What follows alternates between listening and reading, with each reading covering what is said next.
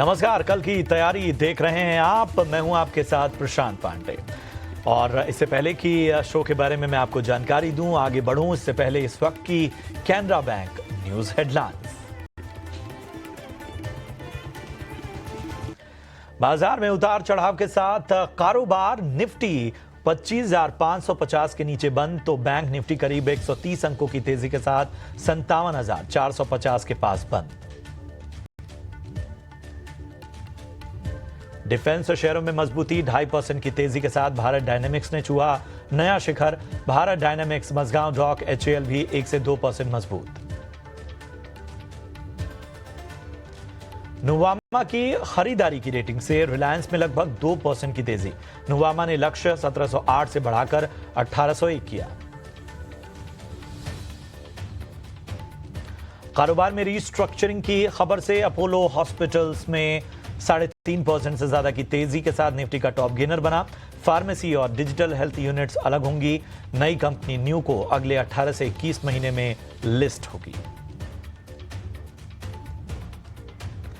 जून महीने में ऑटो बिक्री के मिले जुले आंकड़े। एमएनएम की बिक्री 14% बढ़ी। ट्रैक्टर बिक्री अनुमान से बेहतर। वहीं आयशर मोटर्स का एक्सपोर्ट 79% बढ़ा। बजाज ऑटो का कमजोर प्रदर्शन। सुस्त लिस्टिंग के बाद रेमंड रियल्टी में लगा 5% का लोअर सर्किट तो कल्पतरु की भी लिस्टिंग रही ठंडी। SME IPOs Abram foods, AJC jewel, Shri Harikrishna sponge और आइकन फैसिलिटेटर्स की लिस्टिंग भी रही सुस्त। चारों एसएमई आईपीओज पर मार्केट एक्सपर्ट ने दी थी अवॉइड की राय। 3 एसएमई आईपीओज वंदन फूड्स, मार्क लॉयर और सिडा टेक्सटाइल का आज दूसरा दिन। मार्केट एक्सपर्ट की तीनों ही आईपीओज में अवॉइड की सलाह।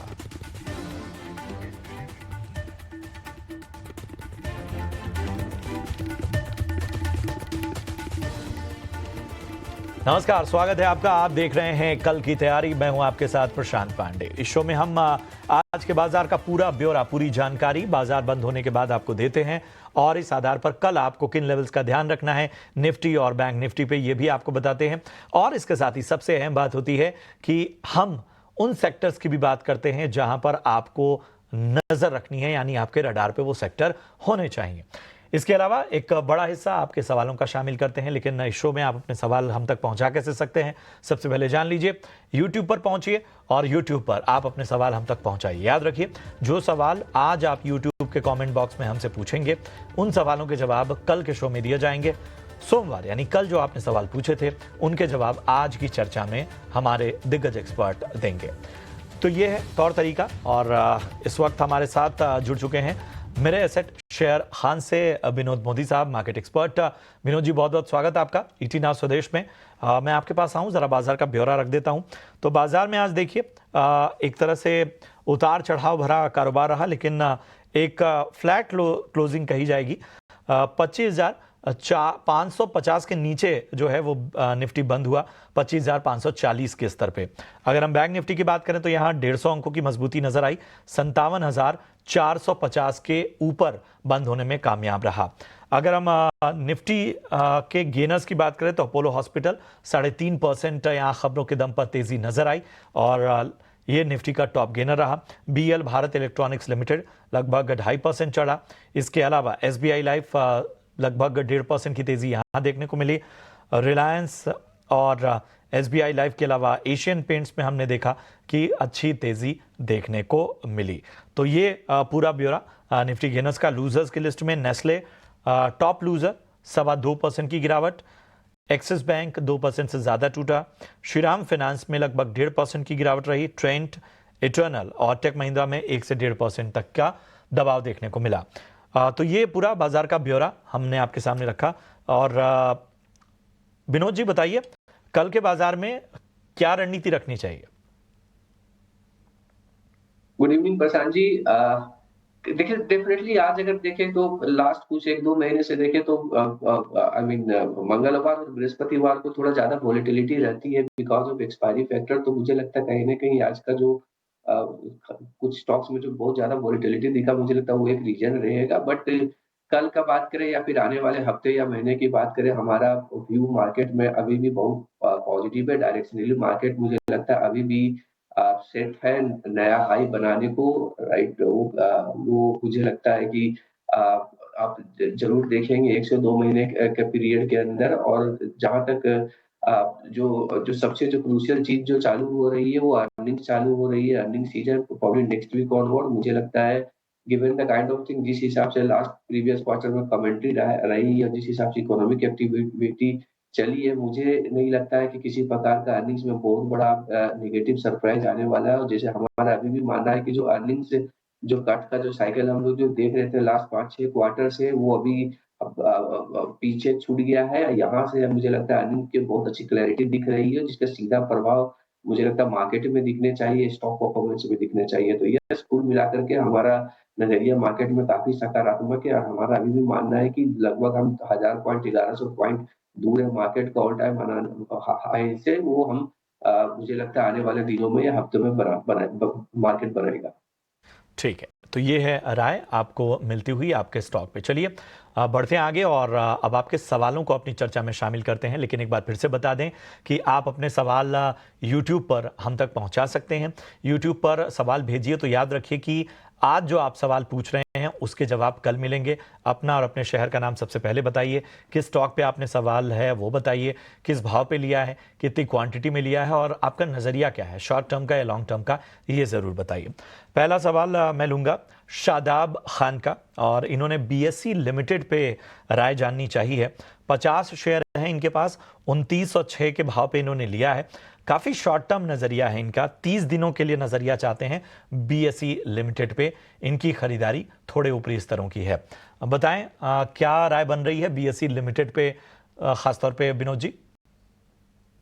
जी, स्टॉक तो काफ़ी शानदार स्टॉक है। I think stock already react कर चुका है, जो भी पॉजिटिविटी है। आई थिंक अभी यहाँ से मैं उनको सलाह दूँगा, आप नियर टर्म के हिसाब से स्टॉक में नहीं सोचें, थोड़ा लंबी अवधि के हिसाब से सोचें। क्योंकि नियर टर्म में मुझे लगता है जो वैल्यूएशंस का जो कंसर्न है, वो अभी भी रहेगा। तो हम नियर टर्म में आप शायद इसमें बहुत बड़ा रैली नहीं देखें। पर यस, अगर आपका व्यू 6 महीने, 1 साल का है, तो मुझे लगता है आप अच्छा खासा स्टॉक से रिटर्न बना करके देख सकते हैं। क्योंकि मार्केट रिलेटेड जो भी इनका जो बिज़नेस है, वो तो है ही। उसके अलावा भी इसमें देखें तो जो अलग-अलग प्लेटफ़ॉर्म चालू करी है, चाहे वो स्टार का हो या फिर जो दूसरे रिलोकेशन का हो, कोलोकेशन का हो, मुझे लगता है कि उसके जो रेवेन्यू आने वाले क्वार्टर्स में दिखेंगे, जिसका सीधा असर मेबी 1 क्वार्टर, 2 क्वार्टर या मेबी क्वार्टर 4 से दिखे। तो हम आपको सलाह देंगे नियर टर्म में नहीं सोचें, थोड़ा लॉन्ग अवधि के हिसाब से स्टॉक में सोचें। बहुत शानदार स्टॉक है। ये है राय, थोड़ा लंबी अवधि का नजरिया आपको रखना होगा। मुकेश जोशी हरिद्वार से अपना सवाल यूट्यूब पर पूछते हैं। पीएफसी पावर फाइनेंस कंपनी पर राय जानना चाहते हैं। 420 इनका जो है लेवल है खरीदारी का, फिलहाल फायदे में है। 1 से 2 महीने का नजरिया लेकर चल रहे हैं। बताएं विनोद जी, क्या करना चाहिए पीएफसी में? 420 की इनकी बाइंग है, फायदे में। ये प्रशांत जी, पीएफसी में जो रिजल्ट के बाद जो अंडर परफॉर्मेंस दिखा है, उसका सीधा कारण यही था कि जो जो स्ट्रीट अनुमान कर रहा था, उसे उससे कम गाइडेंस दी है मैनेजमेंट ने। लगभग 12-13% का अपना लोन बुक ग्रोथ का गाइडेंस दिया था, जो स्ट्रीट को पचा नहीं। बट मुझे लगता है यहाँ से अगर 1-2 महीने का व्यू अगर वो ले रहे हैं, तो मुझे लगता है वो व्यू बनाए रखना चाहिए। क्योंकि क्वार्टर अर्निंग्स के बाद मुझे लगता है पॉजिटिव आउटलुक मैनेजमेंट शेयर करेगा। क्योंकि जिस हिसाब से अभी आरबीआई का रेगुलेशंस आए हैं न्यू लोन्स के लिए, राइट? वो क्लियरली ये कंपनी को फेवर करता है, जिसकी वजह से मुझे लगता है जो ओवरऑल जो गाइडेंस है कंपनी के शायद बढ़ा सकते हैं। और ओवरऑल फाइनेंस के हिसाब से, अगर प्रॉफिटेबिलिटी के हिसाब से देखें, तो काफी अच्छा सेट है। वैल्यूएशन भी मुझे लगता है कि लेस देन 1 to 1 पे सेट है, तो वैल्यूएशन के हिसाब से भी काफी कंफर्टेबल है। हमारा मानना है 1-2 मंथ भी अगर आप इसको होल्ड करना चाहते हैं, तो होल्ड करें। तो होल्ड करने की आपको यहां पर सलाह मिलती हुई। आरघा शाह का सवाल लेते हैं पश्चिम बंगाल से, और इन्होंने जो सवाल पूछा है वो है इंटरग्लोब एविएशन यानी इंडिगो पे 5580 की इनकी बाइंग है। 3 महीने का नजरिया लेकर चल रहे हैं। बताइए क्या करना चाहिए विनोद जी? स्टॉक रेट प्रशांत जी काफ़ी शानदार रैली की है, चाहे 1 महीना, 2 महीने या 3 महीने के हिसाब देखें। आई थिंक काफ़ी हद तक मुझे लगता है जो पॉजिटिविटी थी वो फैक्टरिंग होगी। अभी यहाँ से 1-2 चीज़ कंसर्न जो मुझे दिख रहा है कि जैसे आज में देखें तो आई मीन एटीएफ का प्राइसेज़ बढ़े हैं, वो एक थोड़ा कंसर्न आएगा मार्जिन को लेकर के। और दूसरा, हमेशा जब भी स्टॉक ऊपर जाता है एक लेवल पे, कहीं न कहीं जो इनके जो पुराने जो प्रमोटर थे उसका सेलिंग आने का खतरा रहता है। तो अभी भी उनके पास कुछ स्टेक है मेरे ख्याल से, आई थिंक वो कभी भी मार्केट में आ सकता है। तो वो एक near term I mean headwinds होगा स्टॉक परफॉर्मेंस के लिए। तो मुझे नियर टर्म के हिसाब से मैं बहुत ज़्यादा पॉजिटिव नहीं हूँ 1-2 महीने के हिसाब से, बट यस, अगर आप 6 महीने तो 1 साल के अगर मीडियम टर्म का व्यू रखते हैं, तो मुझे लगता है अभी भी स्टॉक में अच्छा खासा रिटर्न बना करके जा सकते हैं, क्योंकि वैल्यूएशन काफ़ी कंफर्टेबल अभी भी है। और जिस हिसाब से कंपनी का ओवरऑल इकोनॉमिक्स है, प्रॉफिटेबिलिटी का, वो भी अभी भी बेहतर पोज़ीशन पे है। तो बुलिश नजरिया इस वक्त इंटरग्लोब एविएशन पे। बढ़ते हैं आगे, वीपी अग्रवाल साहब का सवाल लेते हैं। दिल्ली से इन्होंने अपना सवाल पूछा है। रिलायंस इनके पास है और बाइंग प्राइस मैं बता देता हूं 1295 का इनका लेवल है। लॉन्ग टर्म का नजरिया लेकर चल रहे हैं, तो 1295 फायदे में, अच्छे लेवल पे रिलायंस में खरीदारी, एक क्वालिटी स्टॉक में, एक दमदार स्टॉक में। बताइए विनोद जी, रिलायंस यहां से कैसा लगता है लॉन्ग टर्म का नजरिया?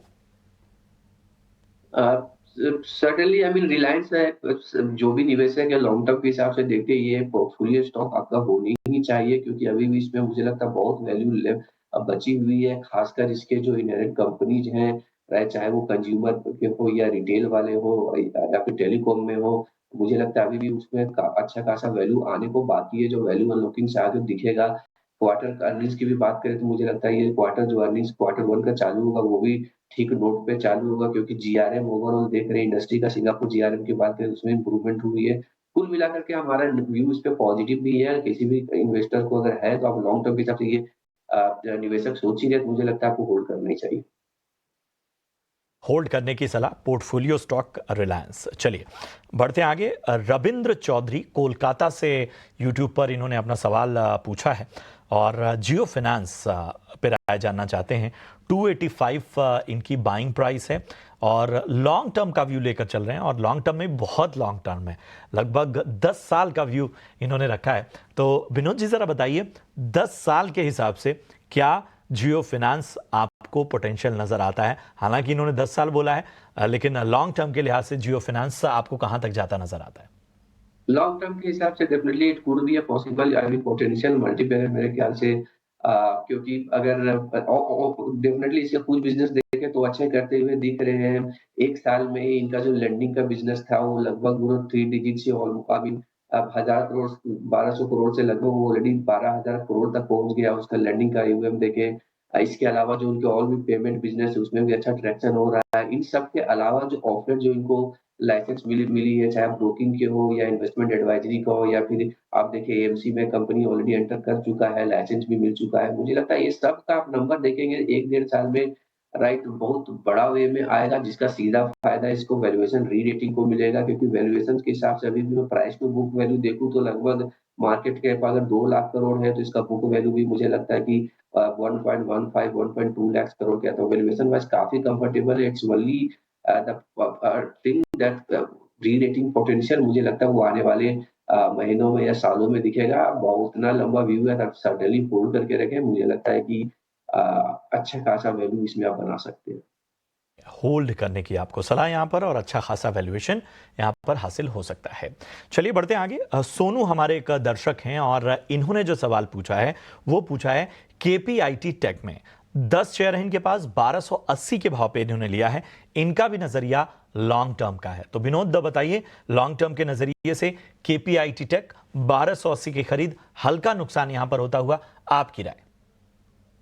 देखिए, लॉन्ग टर्म के हिसाब से देखें तो केपीआईटी टेक बनता है होल्ड करना, राइट, क्योंकि जिस हिसाब से इनका प्रेजेंस है, जिस हिसाब से इनके डील विन्स हैं, एग्जीक्यूशन है, वो काफ़ी शानदार रहा है, और जिसके वजह से कंपनी को प्रीमियम वैल्यूएशन मिलता है कंपेयर टू चाहे फिर जितने भी आप टियर 1 कंपनीज़ ले लें। बट यस, नियर टर्म में मुझे नहीं लगता 6 महीना, 8 महीना में स्टॉक कुछ कर पाएगा, क्योंकि एफवाई 26 में देखें तो क्वार्टर 4 में कंपनी ने इस बार गाइडेंस भी नहीं दिया। कंपनी को खुद पता नहीं है कि किस हिसाब से इनके जो की सेगमेंट है, खासकर ऑटोमोटिव सेगमेंट, वहाँ पे इवॉल्व होगा ओवरऑल, चाहे यूरोपियन मार्केट की बात करें, यूएसए मार्केट की बात करें। Near term to medium term में हमारा व्यू इस पे न्यूट्रल टू नेगेटिव रहेगा, बट चूँकि लॉन्ग टर्म की हम बात करें लॉन्ग टर्म में मुझे लगता है अगर आप होल्ड कर रहे हैं तो होल्ड करते हुए होल्ड आप करके रखिए। ठीक है, तो ये है राय आपको केपीआईटी टेक पर मिलती हुई।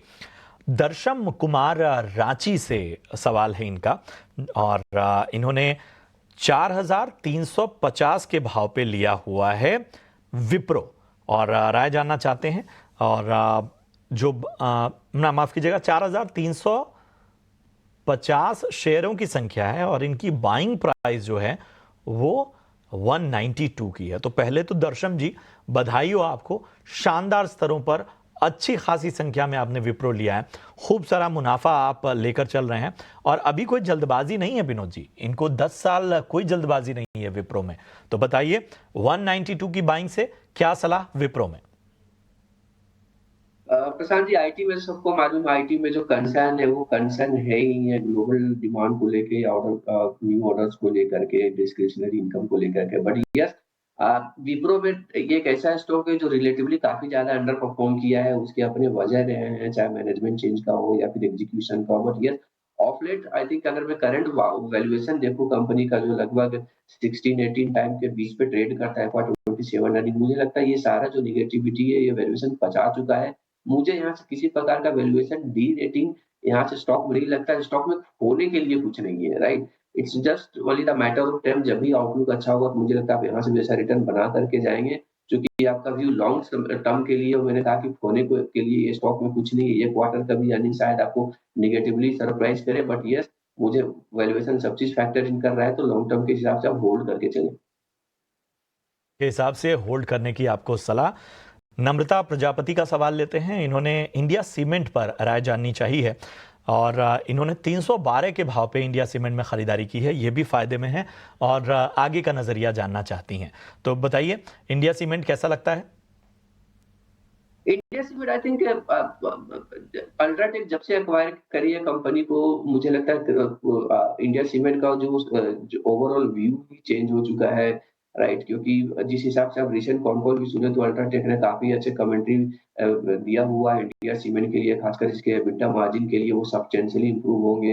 अब जब वो इंप्रूव होंगे, ओवरऑल प्लांट की एफिशिएंसी बढ़ेगी, क्योंकि अल्ट्राटेक एक्वायर करने से पहले सबसे बड़ा कंसर्न इसी में यही था कि इनके जो ओवरऑल प्लांट्स हैं वो काफ़ी विंटेज थे और एफिशिएंट नहीं होते थे, राइट? अभी वो चीज़ जब टर्न होगा तो मुझे लगता है वैल्यूएशन रेटिंग की संभावना बढ़ जाएगी। है तो आप होल्ड करके रखिए, क्योंकि अल्ट्राटेक जो भी एसेट ओन करता है उसको अच्छा खासा मुझे लगता है कि उसमें प्रॉफिटेबिलिटी लाता है, खासकर जो भी उनके इमेज हो या ब्रांड हो, तो उसका असर ये स्टॉक में भी दिखना चाहिए। सवाल सीपी सिंह का लेते हैं, चंद्रपाल सिंह गाजियाबाद से, और आरईसी पर राय जानना चाहते हैं। 400 के भाव पे इन्होंने खरीदारी की है। विनोद फटाफट से बताएं, समय कम है। आरईसी, हमारा मानना आप इसको होल्ड करके रखिए आरईसी, क्योंकि ओवरऑल अगर मैं इसका वैल्यूएशन को देखूं तो अभी भी मुझे अट्रैक्टिव लगता है। जिस सेगमेंट में कंपनी काम करती है उस सेगमेंट में अपॉर्चुनिटी काफी ज्यादा है रिन्यूएबल साइड में, तो हमारा मानना आप इसको होल्ड करके रखिए, वैल्यूएशन अभी भी ठीक ठाक है। ठीक है, तो ये है राय आरईसी पर आपको मिलती हुई। इतने ही सवालों को हम शामिल कर पाएंगे, लेकिन याद रखिए यूट्यूब पर अपने सवाल आज भी आप पोस्ट कीजिए, और जो सवाल आज आपने पोस्ट किए हैं यूट्यूब पर, उन सवालों के जवाब कल के शो में, यानी बुधवार के शो में हम कल की तैयारी में देंगे। चलिए इसी के साथ बढ़ते हैं अगले सेगमेंट की ओर, और ये है वीआईपी शेयर्स।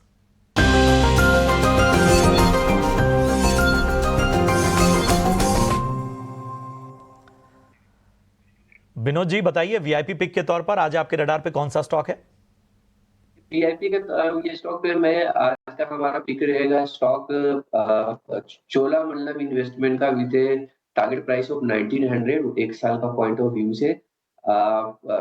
क्योंकि चोलामंडलम का देखें तो ये जिसे जानते हैं कि ये ओवरऑल ऑटोमोबाइल इंडस्ट्री में लेंडिंग करती है, बट ऑफ लेट देखें तो ये नॉन ऑटो सेगमेंट में जा रहे हैं, डाइवर्सिफाई कर रहे हैं, और उसका कंट्रीब्यूशन ओवरऑल ठीक ठाक होता हुआ दिख रहा है, तो मुझे लगता है उसका फायदा कंपनी को आने वाले क्वार्टर्स में मिलेंगे। और द सेम टाइम इसका जो ओवरऑल जो ग्रोथ है, एयूएम ग्रोथ कंपनी ने ठीक-ठाक गाइड करी है। आई मीन 15 से 20% के बीच में अभी भी वो ग्रोथ कर सकता है। आने वाले एफवाई 26 की अगर मैं बात करूँ, वैल्यूएशंस अगर मैं 20% का आरओई लूँ और 2.5 से पौने 3% के बीच में आरओई लूँ, और इसका वैल्यूएशन 3.7 जो करंट में ट्रेड करता है फॉर 27 के बुक पे, तो मुझे लगता है काफ़ी रीज़नेबल है। ये 20 से 25% जो मैंने टारगेट प्राइस बताया है, 1900, उस हिसाब से आप इसको 1 साल के लिए होल्ड कर सकते हैं। ठीक है, 1 साल के लिए होल्ड कीजिए और यहाँ से बड़े लक्ष्य हासिल हो सकते हैं चोलामंडलम इन्वेस्टमेंट। चलिए, शुक्रिया करेंगे विनोद आपका इस चर्चा में शामिल होने के लिए और अपनी तमाम राय और मार्गदर्शन देने के लिए। इसी के साथ कल की तैयारी में हम इजाज़त लें उससे पहले आपको एक जानकारी दे देते हैं। महीने की शुरुआत में अक्सर बड़े बड़े पैसों के काम होते हैं, जैसे सैलरी आती है, बिल भरने होते हैं, खर्चों की प्लानिंग होती है। लेकिन जिस तरह हम अपने खर्चों की प्लानिंग करते हैं उसी तरह अपने निवेश की प्लानिंग करना भी उतना ही जरूरी है। इसी आदत को बढ़ावा देने के लिए एसबीआई म्यूचुअल फंड और टाइम्स नेटवर्क मिलकर एक खास राष्ट्रीय इन्वेस्टर अवेयरनेस पहल शुरू कर रहे हैं, जिसका नाम है भारत निवेश बेहतर कल। इस पहल का मकसद भारतीयों में लगातार निवेश करने की आदत को प्रोत्साहन देना है, ताकि वो अपना आर्थिक भविष्य सुरक्षित कर सकें। चलिए, इसी जानकारी के साथ यहाँ रुकेंगे एक छोटे से ब्रेक के लिए। ब्रेक के उस पार भी शोज आपको जानने को मिलेंगे। आप बने रहिए हमारे साथ।